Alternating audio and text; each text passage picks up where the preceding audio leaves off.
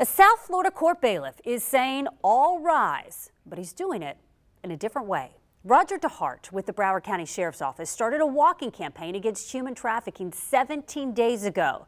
And today he managed to make it all the way to the First Coast, and he met up with our Julia Janae. Julia joins me now.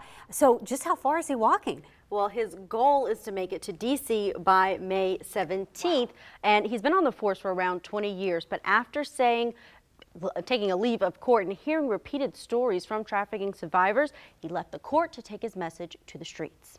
Trying to awake, the conscience of people. Officer Roger Dehart says every step is for a survivor. 14-year-old girl, she was straight A student. People who told him their story and those he knows haven't yet been told. About a year or so later, she became a sex slave with a lot of guys. Stories like that really became personal, and it just hit home. The father of two has trekked up US 1. A lot of areas don't have sidewalks, and I saw about 4 or 5 snakes along the way. Trying to keep his pace, though he says he often gets the urge to run. Crazy ideas get a lot of attention. He says thinking about his own daughter gives him the motivation to keep going state to state. Not really about statistics, because we know it's high.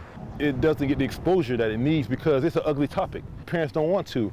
Just this week, he arrived on the First Coast, meeting pirates in St. Augustine and friends along the way, each step bringing him closer to the capital, 1,000 miles away, and where he's planning to host a rally for 1,000 survivors. For the encouragement I receive along the way, but my goal is to keep it about the survivors.